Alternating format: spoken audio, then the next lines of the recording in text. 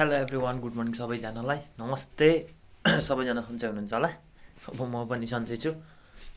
म चाहिँ अब सब्जी किन्नुको लागि बाहिर जाँदैछु र मैले एउटा अनलाइनबाट क्यामेरा होल्ड गर्ने क्यामेरा होल्डर मैले मगाएको थिएँ। सो फाइनल्ली त्यो पनि आइसकेको छ।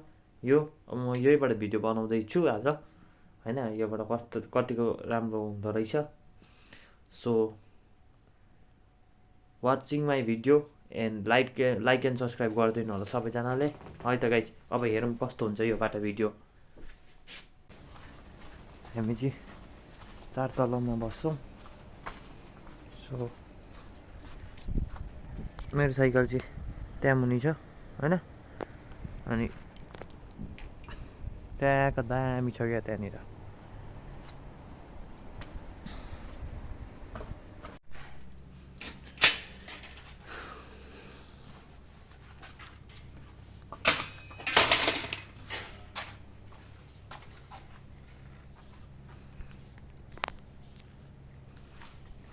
म चाहिँ यहाँबाट निस्किसकेँ।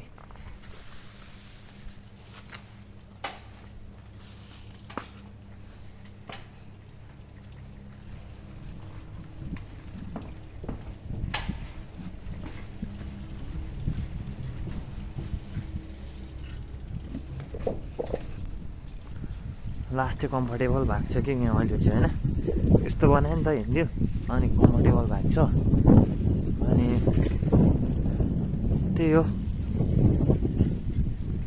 अब चाहिँ म भिडियो बनाउँछु म प्रायः जस्तो डेली नै। सबैजनाले हेर्नु होला।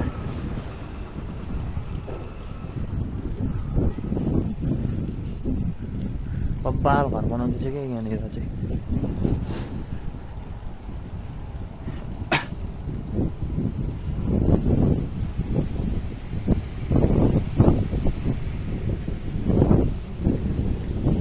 यिनीहरू बुढाबुढीलाई त जित्नु पर्ने हुन्छ मैले।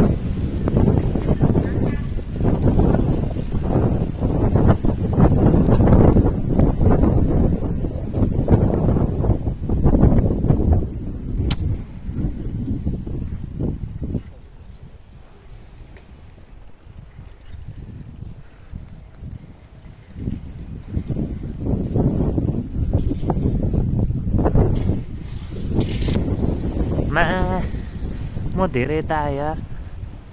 म यहाँबाट फेरि पछाडि नै फर्किनु पर्ने हुन्छ। सो यता गाडी आउँदैछ। अब म चाहिँ यहाँबाट पछाडि फर्किनु पर्ने हुन्छ क्या। अलिक अगाडिबाट छिर्नु पर्ने। म धेरै यता आइसकेँ। So I will turn back.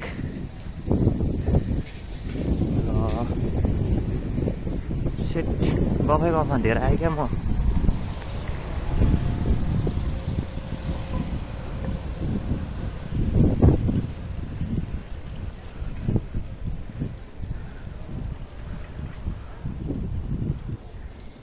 आज छुट्टी हो। मेरो स्कुल चाहिँ छुट्टी छ नि त आज शनिबार। अनि काम छ भरे नाइटको। सो छुट्टी भएको बेला अरू बेला खासै भ्याइँदैन। अनि छुट्टी भएको बेला चाहिँ मजाले बनाएर खाने हो क्या खानेकुरा। सो त्यही हो। त्यही भएर म चाहिँ मासु लिन आएको।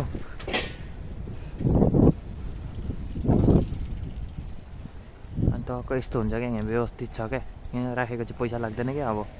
अनि टक्क साइकल चाहिँ यहाँ राख्नुपर्ने हुन्छ नि त।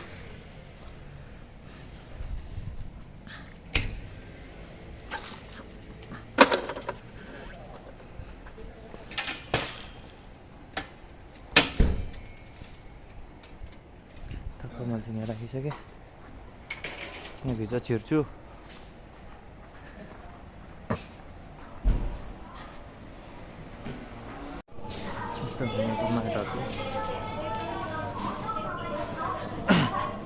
मलाई चाहिएको मासु हो, होइन? यहाँ चाहिँ जेको नि मासु छ क्या।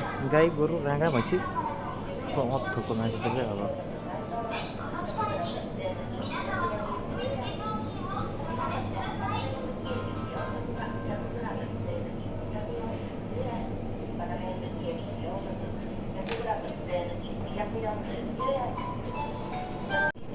फाइनली अब यही लानुपर्ने हो होइन। यसको प्राइस चाहिँ यति छ कि 622 रुपियाँ होइन। यसमा ट्याक्स जोड्दा ओर्दा 671.76 पैसा। यसको चाहिँ प्राइस यति छ। अब त्यहाँ गएर होइन त्यहाँ लास्टै महँगो पर्छ कि यहाँनिर चाहिँ ट्याक्स पनि जोडिरहेको हुन्छ के जोडेर यत्रो महँगो गरेर हुन्छ नि त। सो अब आफू त अब मासु लगाउनु पऱ्यो होइन।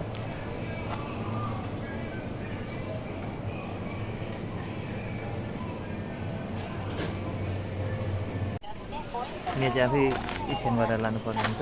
सो यहाँ ट्याक्कै यो बारकोड देखाएपछि स्क्यान हुन्छ नि त।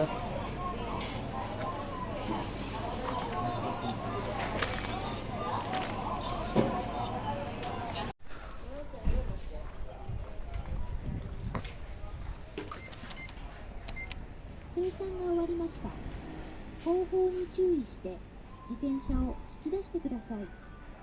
ご利用ありがとうございました。